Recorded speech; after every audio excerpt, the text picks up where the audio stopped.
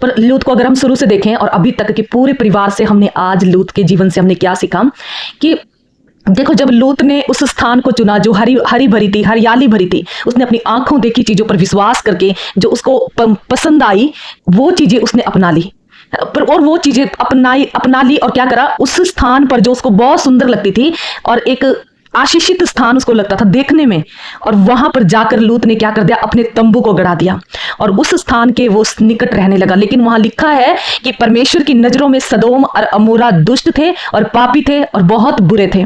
और यही स्थान किसने चुना? लूत ने चुना। लूत ने क्या चुन लिया? उस स्थान को चुन लिया जो परमेश्वर के सामने घृणित था। तो आज जो भी चीजें हमें अपनी आंखों देखी पर हमें विश्वास नहीं करना, ऐसा ना हो कि जो हमें अच्छा लग रहा हो वो हमारे पिता को घृणित लग रहा हो, है ना। तो हमें अपने मन की, अपनी आंखों की अभिलाषाओं पर हमें अपने आज जोर देना है। अपनी आंखों की अभिलाषाएं इतनी खतरनाक होती हैं कि हमें अंदर तक, गहराई तक पाप करने में हमारी सोच में भी वही आएगा, हमारे मन में भी वही आएगा जो हम आंखों से देखकर, इतनी खतरनाक आंखों का पाप होता है। हमें अपने आंखों के पाप से इतना आज चौकस रहना है कि ये क्या कर लेती है, हमारे पूरे शरीर पर कब्जा कर लेता है। और इसने क्या किया? इसने एक पवित्र परमेश्वर की संगति को छोड़कर दुष्ट लोगों की संगति को अपना लिया। देखो, ये अपने परिवार में एक क्या था, एक जैसे होता है ना कि परिवार में सबसे बड़ा था और एक परमेश्वर का, जैसे नूह भी था।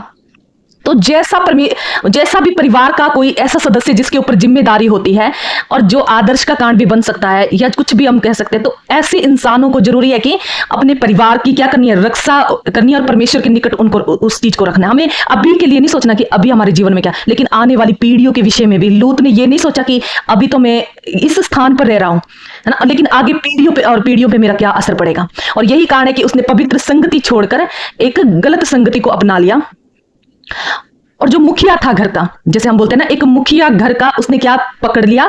अपनी गलत संगति को पकड़ लिया। और जब वो जो मुखिया करेगा वही उसका पूरा परिवार के ऊपर असर पड़ता है। जब उसने उस चीज को लिया, उसने उस चीज के निकट अपना डेरा डाला। जैसे हमने कल दीदी से भी सुना कि हमें क्या करना है, हमें दुष्ट जन के निकट भी नहीं रहना, उसके करीब भी खड़े नहीं रहना, उसके साथ चलना भी नहीं, पापियों की मंडली में बैठना भी नहीं। तो परमेश्वर ये नहीं चाहता, परमेश्वर कुछ भी नहीं चाहता। परमेश्वर ये चाहता है कि हम परमेश्वर के निकट रहें। वो ये नहीं चाहता कि हम पापियों की मंडलियों के निकट रहें, हम दुष्ट जनों के निकट रहें, हम ऐसे लोगों के निकट रहें जो पाप में गिरे हुए हैं, जो गलत कामों में है, जो ठट्टा उड़ाते हैं लोगों की, और जो इतना मतलब इतनी गंदगी उस स्थान पर थी सदोम और अमोरा में। और वही चीज क्या, अगर लूत का संबंध परमेश्वर के साथ होता तो शायद वो उस चीज को नहीं अपनाता। लेकिन अभी तक यदि वो फल रहा था, फूल रहा था, तो वो किसकी कई बार हम परमेश्वर की पवित्र संगति की ओर से भी फलते फूलते हैं और हमारे जीवन में इतनी आशीषित नहीं होते जितना हम दूसरों के जीवन, अगर हम संगति में है तो हम दूसरों की आशीषों से भी आशीषित हो सकते हैं। लेकिन जैसे ही लूत ने उससे अलग हुआ, उसकी जो सारी आशीषें थी वो भी सत्यानाश हो गई। देखो, उसने क्या चीज को अपना लिया,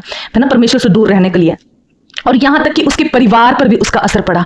उसकी बेटियों ने क्या किया, उसकी पत्नी ने क्या किया। उसकी पत्नी का जब हम देखते हैं, उसने क्या किया, दूतों ने उसको बोला था कि तू पीछे मुड़कर नहीं देखना, लेकिन उसकी पत्नी ने वही चीज किया जो परमेश्वर नहीं चाहता था। आज परमेश्वर हमसे भी यही चाहता है कि हम अपना पिछला कल भूल कर, अपना पिछला सब कुछ त्याग कर अपनी आगे की ओर दौड़े। परमेश्वर चाहता है तुम अपनी निशानी की ओर दौड़ो और तुम अपना पिछला कल पूरी तरह से भूल जाओ। और जैसे प्रभु यीशु मसीह भी लूत का उदाहरण कैसे देते हैं अपने चेलों को, कि लूत की पत्नी का स्मरण करो। परमेश्वर नहीं चाहता कि हम अपना पिछला और हम अपनी धन दौलत पर मन लगाएं, हम अपने घर की ओर मन लगाएं कि हमने इतना जोड़ा हुआ है, हमारा संसार में यदि मन लग गया, हम यदि संसार की चीजों में हम मन लग गया तो हम परमेश्वर में खो जाएंगे, हम अपनी आत्मा को खो देंगे।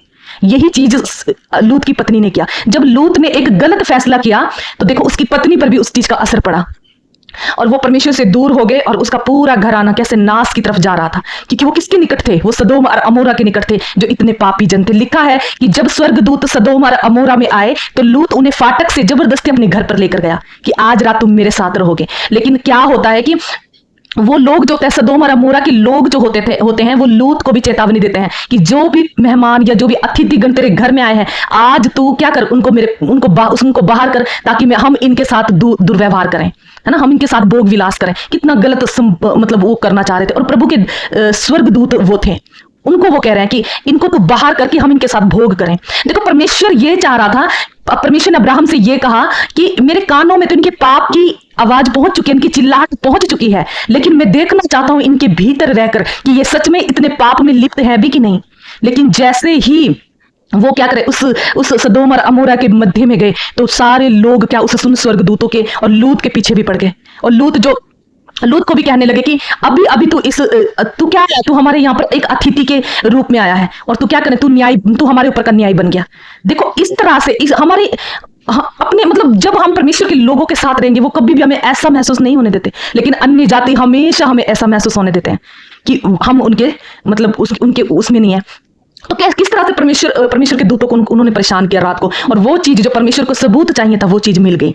और क्या किया स्वर्गदूतों ने, क्या कहा, उन चीजों को देखकर उन सब को अंधा कर दिया। और क्या कहा, रात को ही उनको लूत को उठाकर कहा कि जितने भी जन तेरे इस गांव में है, शहर में है, इस नगर में है, तू सबको कहे कि वो भी तेरे साथ इस नगर से बाहर चले जाए, क्योंकि पो फटने वाली है और इस परमेश्वर इस पूरे नगर को भस्म करने पर है। देखो एक जन के द्वारा, जैसे नूह के द्वारा कितने जन बचाएगा, और नूह अभी तक भी फिर भी प्रचार ही करता रहा, परमेश्वर का सुसमाचार देता रहा कि तुम ये ना करो, है ना। तो ऐसे ही क्या हुआ, लूत ने भी अपने दामादों को भी कहा, अपनी बेटियों को तो कहा ही, अपनी पत्नी को तो कहा ही, अपने बच्चों को, लेकिन उसने जो दूसरे थे दामादों को भी कहा कि परमेश्वर क्या है, इस नगर को विनाश करने पर, और तुम क्या करो, मेरे साथ अब यहां से निकल पड़ो। लेकिन दामादों ने क्या क्या, अपने ससुर की ठट्टा उड़ाई। आज यदि हम परमेश्वर के प्रचार को किसी के पास देंगे तो लोग हमारी ठट्टा उड़ाते हैं। यदि हम आज कहेंगे परमेश्वर आने वाला है, इस धरती पर कितना मतलब भयंकर होने वाला है, तो लोग क्या हंसेंगे, लोग इस चीज को मतलब सच नहीं मानते। यही कारण परमेश्वर के साथ जब हमारा संबंध होता है, या परमेश्वर हमसे कोई भी बात करता है, यदि हम उनको परमेश्वर हमेशा बोलता है कि मेरी रोटी कुत्तों के सामने मत डालो, ऐसे लोगों को मत दो मेरी रोटी जो इस चीज को समझ ही नहीं रहे हैं। तो कितना कहता है, फिर भी वो ठट्टा उड़ा रहे थे, और कितना अन्य जाति के लोग कितना वो मतलब परेशान उसको करें। और फिर भी क्या हुआ, लूत की पत्नी ने फिर भी वो चीज अपना ली। जब उसने वो सब कुछ, तब वो जान ही रहे थे, लेकिन स्वर्गदूतों ने क्या करा, परमेश्वर की आज्ञा के अनुसार उन सब को हाथ पकड़ के उस नगर से बाहर करने पे गए। और स्वर्गदूत ने एक आज्ञा दी जो परमेश्वर ने दी थी कि तू अपने कोई भी जन क्या ना करे, पीछे मुड़ के ना देखे। लेकिन यही आज्ञा क्या करी, लूत की पत्नी ने तोड़ दी। जब हमारा ध्यान धन दौलत पर रहता है, जब हमारा ध्यान हमारे बच्चों पर, जब हमारा ध्यान संसार की अभिलाषाओं पर, जब हमारा ध्यान लोगों संसार के पापों में लग जाता है, जब परमेश्वर में हम बैठना ही नहीं चाहते, उसके संबंध में हम रहना ही नहीं चाहते, उसके साथ हम समय बिताते ही नहीं, और उसके साथ हमारा कुछ भी संबंध नहीं होता, तब हमें संसार की चीजें अच्छी लगती है। और हमें ये नहीं पता कि अभी ये समय है कि हम परमेश्वर के करीब चले जाएं, वरना मृत्यु के बाद क्या लूत की पत्नी नमक का खंभा बनने के बाद पश्चाताप कर पाई? कुछ वो नहीं कर पाई, लेकिन नाश हो गई। परमेश्वर चाहता है ये पुरानी सारी चीजों को हम छोड़कर प्रभु यीशु में नई सृष्टि बन जाए, और कुछ भी हम पीछे मुड़ के ना देखें। बस परमेश्वर यही चाहता है कि हम पीछे मुड़ के ना देखें कोई भी जन्म, क्योंकि जो पीछे रह गया वो संसार है, और संसार की दुष्टता है, संसार का पाप था हमारे जीवन में आज तक, और संसार की अभिलाषा थी, परमेश्वर नहीं चाहता, और संसार का ही लालच हमारे जीवन में है ना। तो परमेश्वर नहीं चाहता कि हम इस लालच, इस घमंड, इस ऐसी जीवन को जिएं जिससे हमारी आत्मा जो है वो नाश हो जाए। लेकिन परमेश्वर चाहता है मेरी ओर तुम ताकते रहो, मेरी ओर तुम उकाबों के समान उड़ो। और फिर ही परमेश्वर, जब हम उसकी ओर ताकते हैं, उसकी ओर देखते हैं, तभी परमेश्वर हमें जय के उत्सव में लेकर चलता है। और हम क्या देखते हैं, सदोम अमोरा से जब वो बाहर निकले, और सदोम की ये यहीं तक सीमित नहीं रहा, देखो दामादों ने भी उसकी ठट्टा उड़ा दी, और उसकी पत्नी ने भी पीछे मुड़ के देख लिया, और लूत की बेटियों ने अपने पिता के साथ ही गलत संबंध बना लिए। देखो एक लूत के परमेश्वर के जन के से अलग होने के कितने गहरे मतलब कितने गहराई और पापों में चला गया, पूरी पीढ़ी नाश हो गई, है ना। मुआबी और ये जो इनके ये थे, क्या नाम है दोनों के, मुआबी और अम्मोनी वंश थे, जो इनकी बेटियों के द्वारा जो उत्पन्न हुए, इनके ऊपर परमेश्वर की दया और कृपा नहीं हुई। पूरे आज तक भी यदि इनमें से कोई वंश जीवित होंगे तो इनके ऊपर परमेश्वर का अनुग्रह नहीं है, परमेश्वर की दया नहीं है, क्योंकि ये पाप के वंशज हैं। तो परमेश्वर सदा काल से पाप से घृणा करता आया है, और वो नहीं चाहता कि हमारे जीवन में पाप रहे, या हम ऐसी संगति करें, या हम अपने परमेश्वर के जनों को छोड़कर, या परमेश्वर के साथ संबंध को छोड़कर हम अपनी दुनिया में मन लगाएं। क्योंकि एक जन के द्वारा ही सब लोग बचाए भी जा सकते हैं, और अगर एक जन पीढ़ी में क्या हो गया, गलत उसमें चला गया, तो वो पूरी पीढ़ी को सत्यानाश के गड्ढे में डाल सकता है।